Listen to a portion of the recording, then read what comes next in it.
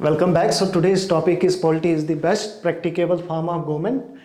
Statement given by Aristotle. In what context he has given this statement? Before discussing, this statement, polity is the best practicable form of government. I would like to request you to go in my playlist channel where I have already covered theory of constitution, Aristotle's theory of constitution. So in that theory of constitution, I have described Aristotle's classification of constitution. So you will be in a position to understand this statement in better way. So it will be easy for you to understand this statement because it is having direct link with theory of constitution. Anyhow, फिर भी मैं यहाँ पे कोशिश करूँगा समझाने की.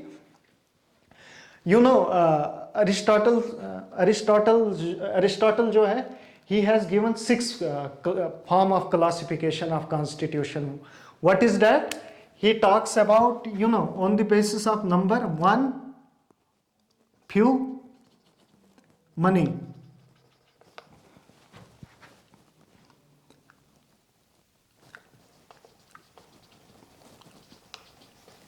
Monarchy,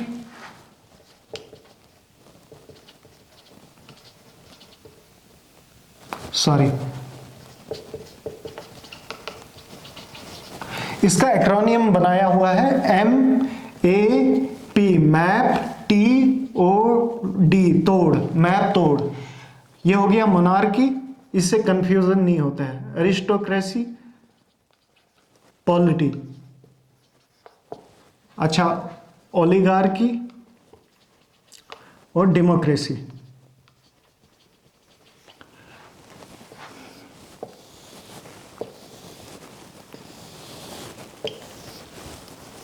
ये नॉर्मल फॉर्म ऑफ गवर्नमेंट है, ये पिवोटेड फॉर्म ऑफ गवर्नमेंट है.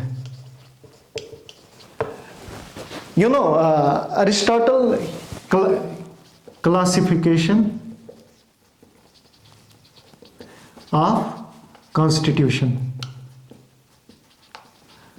Aristotle's classification of constitution. You know what? According to Aristotle, monarchy is the rule of one who works for the interest of people, who is in power for the interest, जो लोगों के लिए power में है, लोगों की भलाई के लिए पावर में है, लोगों के फायदे के लिए पावर में है. लेकिन जब यही मोनार्क अपने लिए काम करने लगता है, अपने सेल्फ इंटरेस्ट के लिए, उसको अरिस्टोटल टिरानी कहता है. ये पब्लिक इंटरेस्ट के लिए नहीं काम करता है, बल्कि अपने सेल्फ इंटरेस्ट के लिए काम करता है. इन the same way, what is aristocracy? Aristocracy is rule of few rich for the interest of public. But जब ये ही अरिस्टोक्रेसी पब्लिक के बजाय अपने सेल्फ इंटरेस्ट के लिए काम करेगा, उसको अरिस्टोटल ओलिगार्की कहता है. और पॉलिटी क्या है? Polity is rule of money, बहुत से लोगों का रूल. जब बहुत से लोग रूल कर रहे होते हैं पब्लिक इंटरेस्ट के लिए, उसको अरिस्टोटल ने पॉलिटी कहा है. और वही लोग, और डेमोक्रेसी है रूल ऑफ मनी पुअर. फर्क है पॉलिटी और इसमें, अभी मैं बताता हूं. डेमोक्रेसी जो है, that is the rule of many poor, गरीबों की गवर्नमेंट, अकॉर्डिंग टू अरिस्टोटल. ये आज की डेमोक्रेसी की बात नहीं हो रही है. अरिस्टोटल्स कंसेप्ट ऑफ डेमोक्रेसी है ये. According to Aristotle, democracy of rule of many poor, right. So according, और पॉलिटी है rule of many people, but having little amount of property. इनके पास प्रॉपर्टी है, इनके पास कोई प्रॉपर्टी, ये गरीब है. So according to Aristotle, what happens is there is always conflict between oligarchy and democracy. There is always conflict between oligarchy and democracy in order to gain the power. ये हमेशा conflict में उलझे रहते हैं. According to Aristotle, when oligarchy comes in power, what happens is they are not in the state of obedience of law. वो law Shaw को ओबे नहीं करते हैं. एक उनकी ये प्रॉब्लम होती है. They will not obey the law. They will not obey the command of law.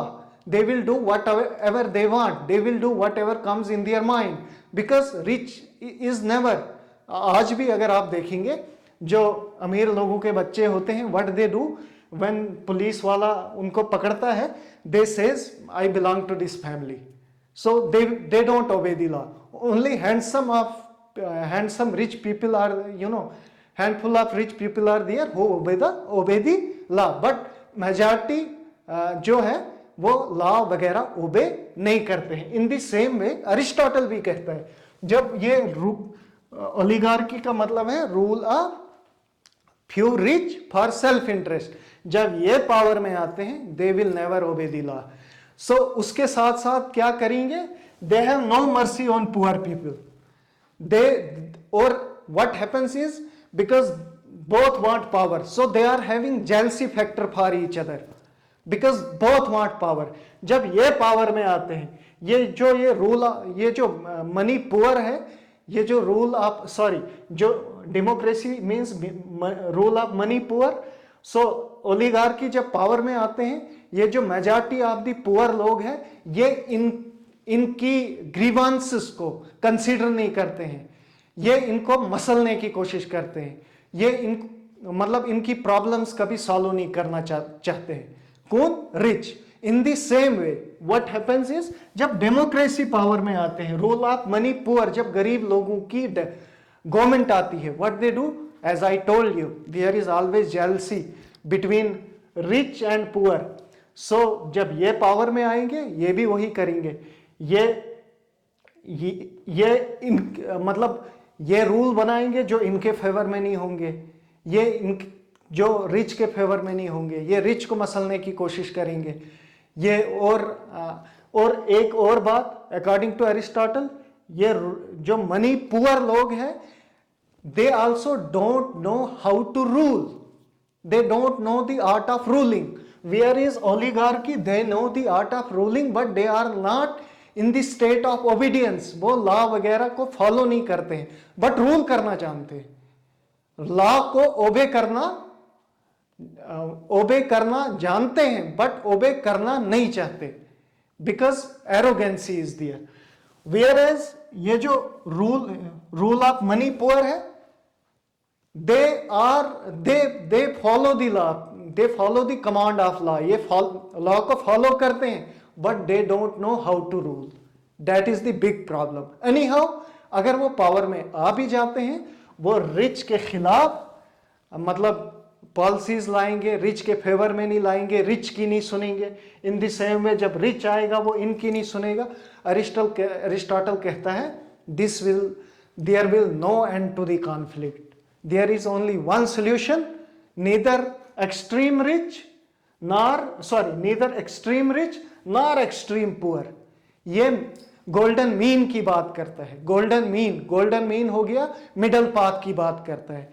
ना ज्यादा रिच का रूल हो क्योंकि वो लॉ ओबे नहीं करते हैं, और ना ज्यादा पुअर का रूल हो क्योंकि उनको रूल करना नहीं आता है. ना ज्यादा, और रिच अगर रूल में आएगा वो गरीबों की नहीं सुनेगा, गरीब अगर रूल में आएगा वो अमीर की नहीं सुनेगा. इसलिए बेहतर है हम बीच वाला रास्ता इख्तियार करें. वो बीच वाला रास्ता क्या है? वो बीच वाला रास्ता है polity. What is polity now? Polity is the middle path. Polity is the middle path. What is this middle path? Polity is the middle path between extreme rich and extreme poor. ये ना ज्यादा अमीर है ना ज्यादा गरीब है, ये मिडिल क्लास है. ये इसको मिक्स्ड कॉन्स्टिट्यूशन भी कह सकते हैं हम. It is the mixture of oligarchy as well as democracy. So it is the middle path. It is the because polity वाला जो है, पॉलिटी वाले लोग जो हैं, they are having little amount of property, और ये पढ़े लिखे भी हैं. सो इनको सेंस ऑफ सिविक ड्यूटी भी है. दे नो हाउ, क्योंकि ये बीच वाले हैं, they know how to rule, बीच वाले हैं ना, and they know how to obey the law as well. They know both how to rule and how to obey the law. ये ओलिगार्की थे, they only know how to rule, they don't obey the law.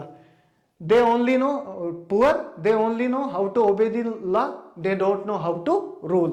But polity वाले बीच वाले हैं, they know how to rule, how to obey the law. एक बात, क्योंकि इनके पास थोड़ी बहुत प्रॉपर्टी भी है, ये रिच से कभी जेलस नहीं होंगे, खुद की प्रॉपर्टी भी है इनके पास, ये रिच से कभी जेलस नहीं होंगे। और इनके पास प्रॉपर्टी चूंकि कम है, ये पुअर से भी कभी जेलस नहीं होंगे।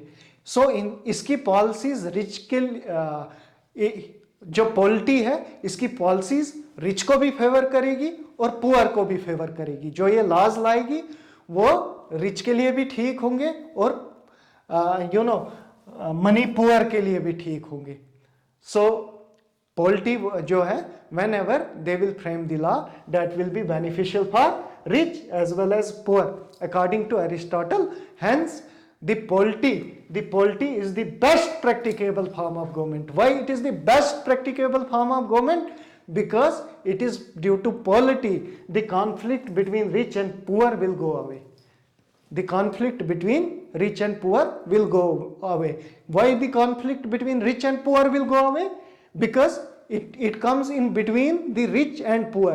When it comes in between the rich and poor, they will take polity will take into consideration the oligarchy as well as democracy. ये दोनों को साथ में लेके चलेगा, इसलिए ये best practicable form of government है, where there is least chance of conflict. Hope you understand what is the concept behind polity is the best practicable form of government. So please do like, share and subscribe to my channel. Thank you very much.